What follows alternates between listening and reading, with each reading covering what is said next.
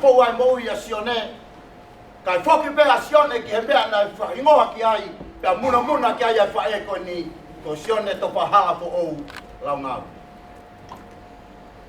E fa fini ko fa mo pe ke vai aqui fola no ma ki tau tolu. E via ko ni. Ko Filipai ko he ua ki vesi ko ia hono ua taha. Ko ere ai a Paula na ne fai me prisone ko ia loma. Ye pake o esio ne pehe ai. Ko mo ui ki a te au ko kalaisi. Aunga e aho e mate. Ko tau luao ku pehe ai a vesi ko ni. He apostolo. Ka pau te hoko atu ai mo ui. Te mo ui ma kalaisi. Pea ka pau te umate, e lahi ai hoku whakakoloa.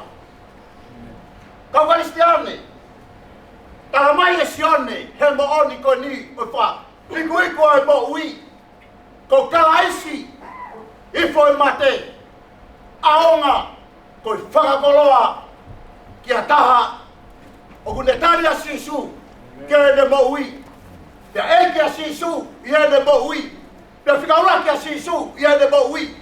Pea hoko a sisu, ko e kapiteni, i e mo ui whawhoi tui, i e whamiri, i e siasi, i e pureanga. Pea ka kau a sisu ha mea, ko i kuna, ko i whia, hame ko iau tau preohi ai, i e whiawhi ko ni. Ko rea apostolo ko Paula, loa tonga e nei loma, na ne tohi ai, ki e siasi ko iau Filipai. Na ne mau me lima ko ia o epa whala taito. Ai paanga ko hunga ko i foaki, ko i mea awha. Ka ko hinga ia e ne tohi ko i whaka malo, Filipai, malo a pito. Ai o wha, he taini whainga ta. Na ko hono ua pe, ko le whala to lahi, ke kakai tui ko ia na i Filipai. Pea mato e whaitou ko toa pe i mamani o hoko ko takai tui ki a sisu o kukawa i e whakaloto lahi. He koe ki vesi ko ia o Filipai, o kuhaya ia Filipai vai wha vesi pā, he vai wha o si. Fia mau pe i he eiki kau toia i atu fia mau pe. Na kai ia le whakamatala o kunafo pilisone, na kai ia le whakamatala ko i pilisone malu, na kai ia le whakamatala ko i whonu whainga taa, na kai ia le whakamatala, whangataa mui ka sisu. Na le whakamatala, Filipai, fia mau pe i he eiki. Kau Kristiane, ko lea ia na mahuinga he maui e tamayo e kini, ko maui fia, maui mari, ko ulunganga, ko nea ia o mahuinga o pito he maui wha Kristiane. Ko wami ai resi ko ni, he koutui ko tangatani ko apostolo mo ni eni ko Paula pe sione to fahala fo o launga. Ore ia na fai e Paula Timote. I biseri ko ia ki he tangata fai whekau ko ni ko Timote ne keisi.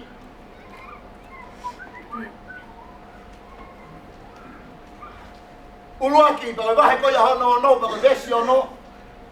Ko loa to fie marie, ta ko ulunganga fa o tua. Ko loa lahi. Ko loa to fie marie, ta ko ulunganga fa o tua. Ko loa lahi. Ko tangatani, to ko lahi e whanau, ta mamata ki e fua. O yanga ne mo ui mo yanga, a fisiki tua, ai feo fo fani. He koe tangata nai loto fie mahari e pia mo ulunganga lelei. A ene rea, a ene ngawe, a ene toonga, a hono ulunganga, o kufunga bea ki a kalaisi. Ma tere a apostolo. Na hawa si suki mamani, ke whakahau fia mamani me naunga yang hala, pia ko hono funga ni au. Whakamalo atu sione. Ko whakamo ui koe. Kai toe ki mauto. Ko tasi pinga, ko whai taki anga, ko whapoto i anga, kia te ki tauto. Ko rea ia apostolo i au laki, ko rinto pa ko vahe ko ia no hongo fulu vesta taha.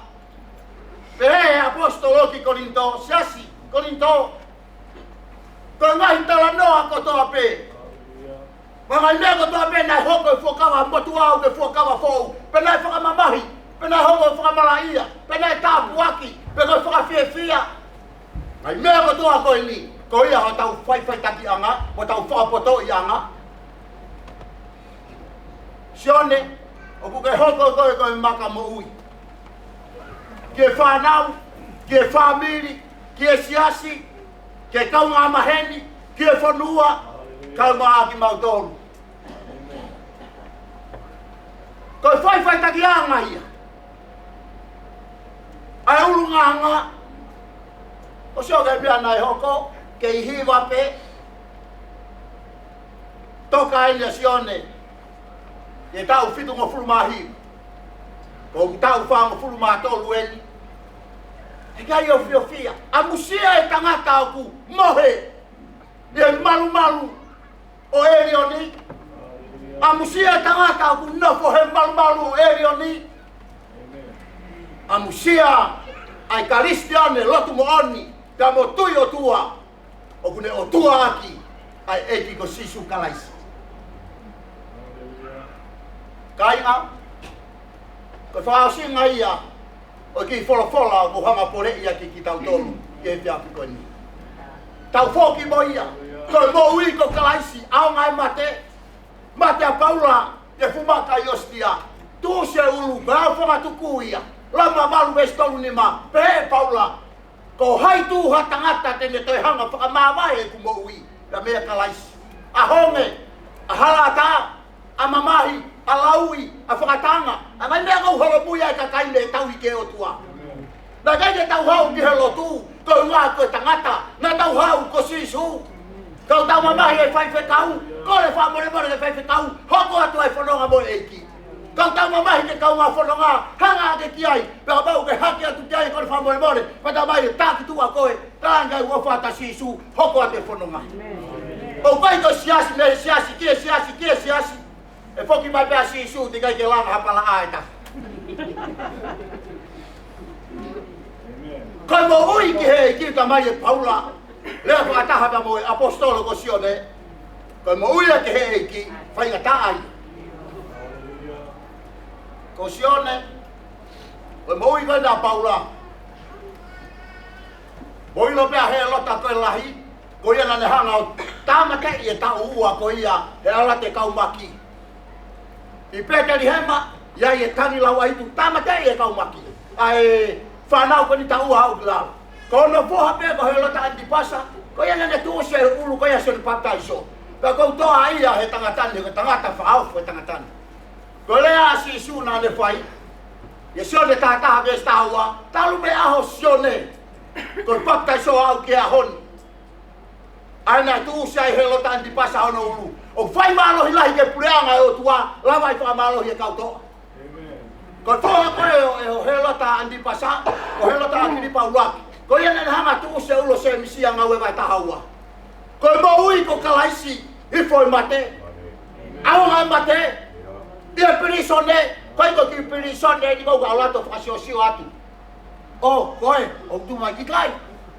Ko pirisone maru. Foi avane taha pei o lunga. Tutu i foi mea kai ke ne kai pe mo inu. Hai seine lima moi vae. Ia aho ko toa pe, hoa ua wha walu i he wike.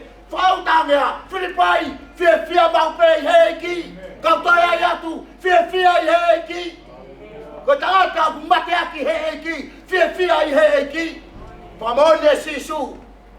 Aho ko ia hau kia honi. O whai malo i lai ke puranga au tua, lawa i whaka malo i pehe kau toa. O kai ko toa he poto, kai ko toa he hiki. Kai ko toa he ua ia. Kai ko toa ha mea. Ko toa ia sisu. Ko lawa i holo tō ke toa ia. Ongo la ione nana whanonga mai hala ke talanoa he tangata ta malanga. Pea te he la ione taha tulalo ki lalo kako malo. Pea te la ione taha tulalo ki lalo. Ka whanono e la e talanoa. Kona whetau laki ke whai e tau tulalo la ione taha kaka la ione taha. Pea te la ione aua. Ko au o koutoa. Pea te la ione nai punou. Ko au o koutoa. Ta ko o koutoa he nau kakaya koe pate la ione koe kutoa. He kou lawa i hoku loto. Ko tangata o kuloto aki. Akala isi, ko hono ulunga angahe. O kuea ba fisiki tu ki mua holea e folo fola tala ko ho lunga ma.